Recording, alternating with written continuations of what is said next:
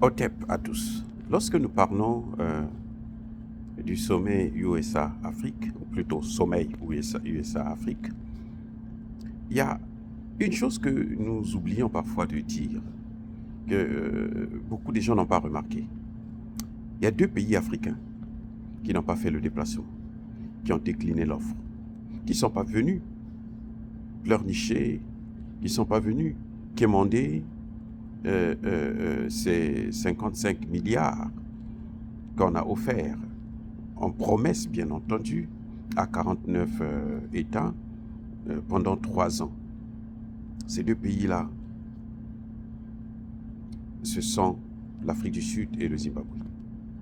Le Zimbabwe, vous savez, c'est d'abord parce que ce que subit le Zimbabwe aujourd'hui, c'est la faute, c'est la responsabilité, c'est le prix qu'ils sont en train de payer de la colonisation qui continue.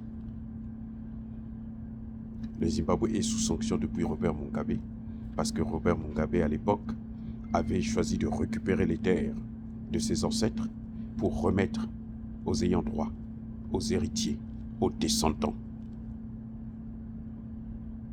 Oui. Et l'Angleterre, puisque pour la plupart c'était des Anglais, des descendants d'origine anglaise, s'est fâché. Et comme l'Angleterre prend des sanctions, les États-Unis doivent toujours soutenir, l'Europe doit soutenir, et on a mis le Zimbabwe dans une situation catastrophique. C'est maintenant que les mêmes qu'il avait mis sous sanction sont en train de courir après le Zimbabwe pour son lithium. On a découvert au Zimbabwe plus de 50% des réserves mondiales de lithium. Et il y a Imbi. Tous, ils courent après. Ce lithium-là, ça sert pour les téléphones, pour les ordinateurs, pour les voitures électriques. Ils en ont vraiment, vraiment besoin.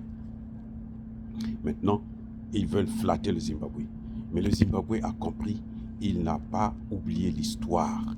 Une histoire qui est en train de se passer sous nos propres cieux.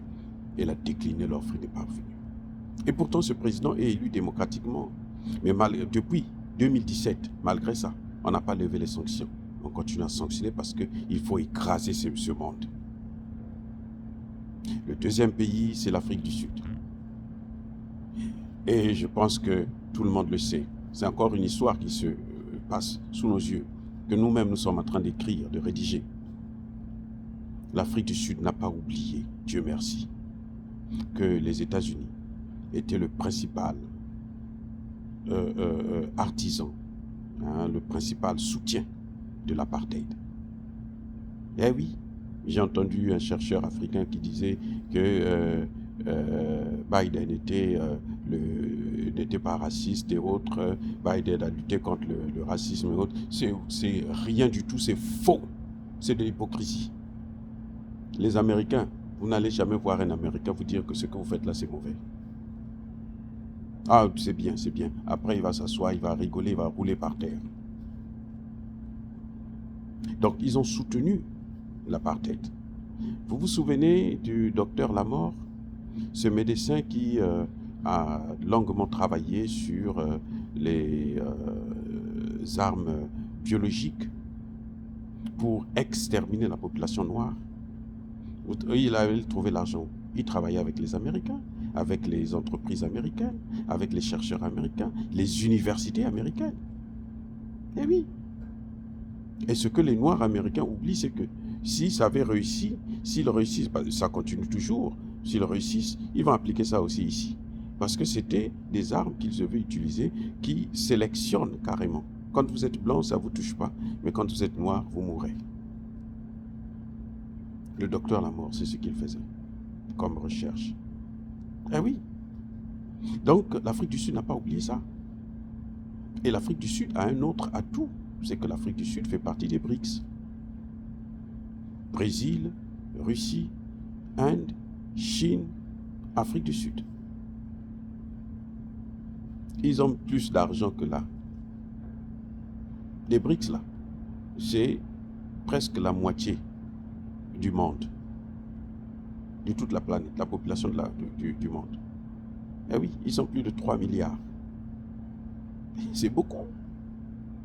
C'est un grand marché.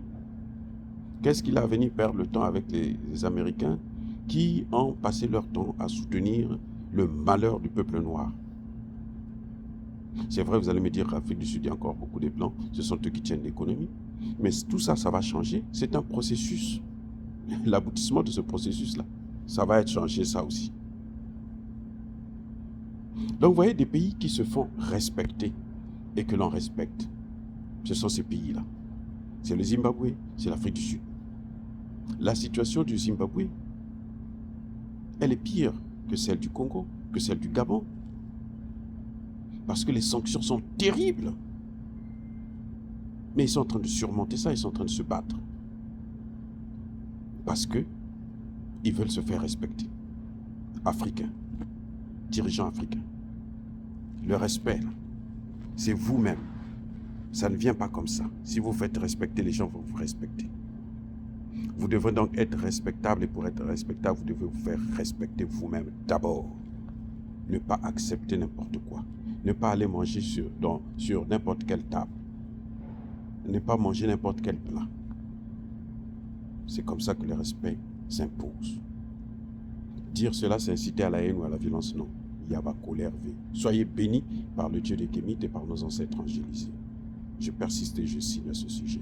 Mais par contre, je dis tout simplement que tous ceux qui persécutent le continent africain, qu'ils soient noirs ou qu'ils soient blancs, tous ceux qui déstabilisent, le pillent, qu'ils soient maudits, foudroyés, neutralisés, punis, effacés, rasés par le Dieu des Kémites et par nos ancêtres angélisés. Je dis et j'assume.